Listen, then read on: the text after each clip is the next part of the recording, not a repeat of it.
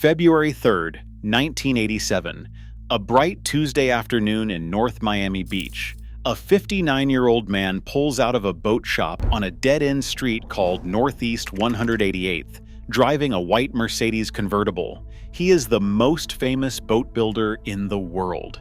He has sold boats to the Shah of Iran and a future president of the United States. His name is Don Aronow, and in about 90 seconds, on the very street he built with his own name, he will be gone. Before we dive in, hit subscribe and drop a comment letting us know where you're watching from. This is the full story, not the corporate version, the human one. So how does a man like that, a man who had everything, end up like this? To understand it, you have to go all the way back to Brooklyn. Because Don Aronow started with nothing. He was the son of Russian immigrants, raised in Sheepshead Bay during the Depression. A tough, fearless kid, a star athlete, the kind of boy who was never scared of anything or anyone.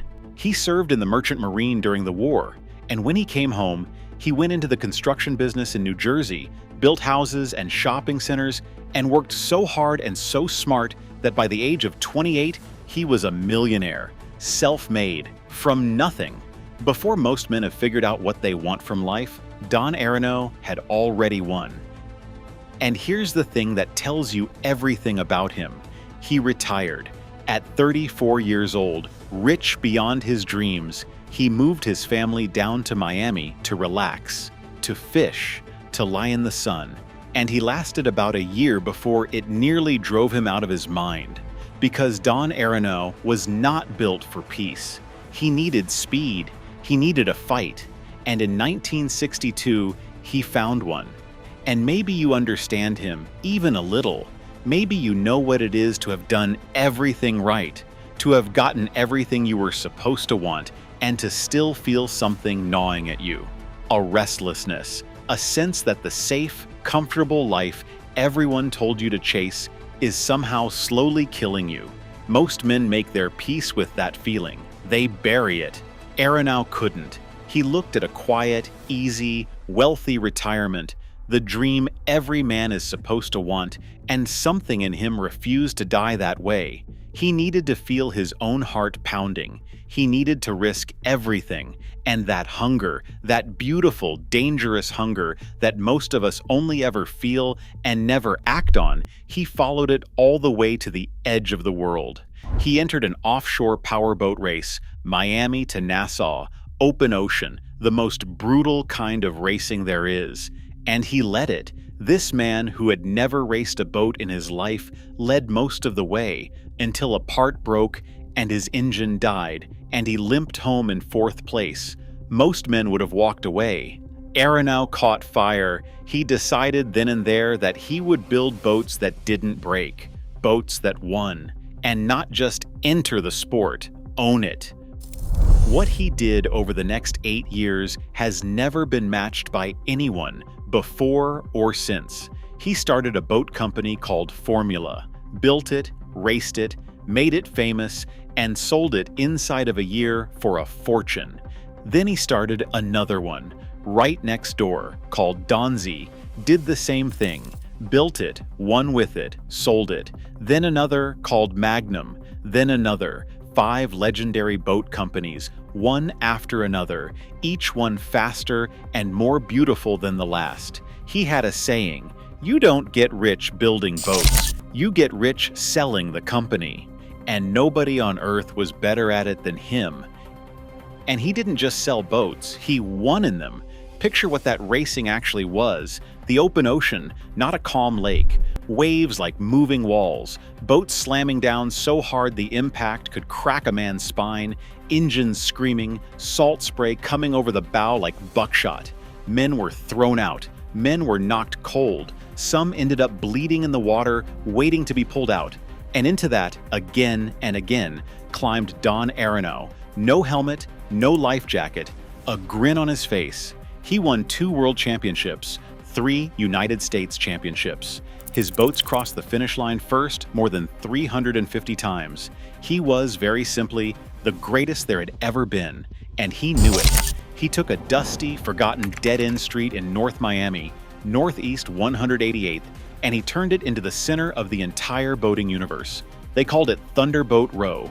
Every great speedboat maker in America set up shop on that one short street, drawn there by him, racing each other, building the fastest machines the water had ever seen. And Aronow ruled all of it. 6'3", movie star handsome, fearless. The other racers had a nickname for him. They called him the Animal. And then came the boat that made him immortal. He built a long, lean, vicious-looking speedboat, and he named it after an old Prohibition smuggler's craft. He called it the Cigarette, and it was so fast, so iconic, so perfect, that to this very day, all over the world, people don't say speedboat, they say cigarette boat. He didn't just build a famous boat, he gave the entire world a brand new word. Think about that. How many people who ever lived have done that? And if you were alive in the 1980s, you already know exactly what that boat looked like, even if you never knew the man's name, because that long white hull, screaming across the turquoise water with the sun going down over Miami, became one of the most famous images on television. A whole generation grew up watching that boat chase down the bad guys every week and thinking, that's the life. That's what I want. They were watching Don Aronow's creation. His dream had become the entire decade's dream, beamed into living rooms all across America. The man from Brooklyn had built the fantasy of a generation, and most of them never even knew his name. The whole world wanted what this man made. He built boats for the Shah of Iran, for the King of Jordan, for the King of Spain. A future president of the United States became his personal friend and bought his boats. Another president owned a fleet of his little speedboats and used them to race his own Secret Service agents around a lake. When you wanted the fastest, most beautiful, most dangerous boat that money could buy, there was only one name. There was only Aronow. But it wasn't just kings who wanted what he made. It was every ordinary man who ever saw one of his boats tear across the bay. Because a cigarette wasn't really selling speed, it was selling a feeling. It said the man at that wheel was free and fearless and fully alive in a way most of us only get to dream about. Working men who would never afford one still knew the name, still turned to watch one go by, still felt that pull in their chest. That was Aronow's real genius. He didn't just build the fastest boats on Earth. He built the thing every man secretly wanted to be. And every time one of his boats came howling past, throwing a wall of white water into the sun, it made you feel, just for a second, that your own life could be that big too. And he lived exactly the way he built, at full throttle, all the time, with no fear of anything. By his own count, by the mid-1980s, he had survived 3 motorcycle crashes, 5 totaled cars, and 12 different boating wrecks. And he just kept going. He raced without a helmet. He raced without a life jacket. He looked danger in the eye, and he laughed at it every single day of his life. Everyone who ever met him said the same thing. There has never been anyone like him. There never will be again. But the very thing that made him a legend was about to become the thing that destroyed him, because his boats were so fast that everyone wanted them, including the wrong people. The smugglers running the waters off Florida wanted the fastest boats on the ocean, and the fastest boats on the ocean had his name on them.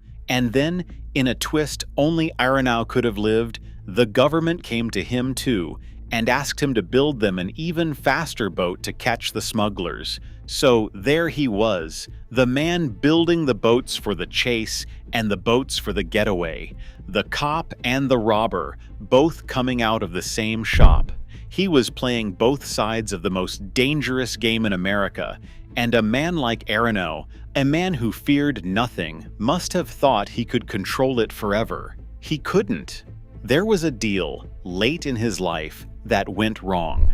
He sold one of his racing operations to a man who turned out to be a convicted criminal, and when the government refused to do business with that man, Aronow was forced to take the company back. The buyer was left with nothing and no way to make it right. And in the weeks after that, the people closest to Don Aronow noticed something they had never seen in him before. The fearless man seemed nervous, distracted, looking over his shoulder, as if for the first time in his charmed life he could feel something closing in. On that bright Tuesday afternoon, a tall stranger walked into his office, asking about a 60-foot boat, saying strange things about a mysterious man he worked for, a man he said he would do anything for. The stranger left, and a rattled Don Aronow got into his white Mercedes and pulled out onto Thunderboat Row, his own street, the street he had built from nothing. A dark Lincoln rolled up alongside him. A few words were exchanged through the window, and then in an instant, on the street that carried his legend, the king of speed was gone. He was 59 years old. The man who had outran the ocean, who had cheated death 100 times at 100 miles an hour, never even saw the last corner coming. It took years and 2 convictions before anyone was held to account, and even now, people still argue about who really wanted him gone and why. The fearless boy from Brooklyn, who built an empire on speed and sold his dreams to kings, was buried a long way from the water he loved. But here's the thing about a man who burns that bright. He doesn't really go out. Because tonight, somewhere off the coast of Florida, a long, lean speedboat is carving a white line across the dark water, 2 engines roaring, throttle wide open, spray flying, somebody at the wheel feeling more alive than they have ever felt in their life. And that boat, and that feeling, and that whole beautiful, reckless, golden world of speed, that was his. He dreamed it into being. Don Aronow gave the world the fastest, most thrilling machines it had ever seen, and he paid for it with everything he had. They don't make men like him anymore. The truth is, they only ever made one. And maybe that's the lesson buried in all of it, that a life lived at full throttle burns brighter than any other, but it burns fast, and it asks a terrible price. Don Aronow could have stayed safe. He could have stayed rich and quiet and lived to be 100. He chose the speed instead. He chose to feel alive every single day, no matter what it cost him in the end. And whether that makes him a fool or a king, every man who ever watched one of his boats fly past and felt his own heart lift a little already knows the answer. If this story stayed with you, hit subscribe. That way the next one finds you when it's ready.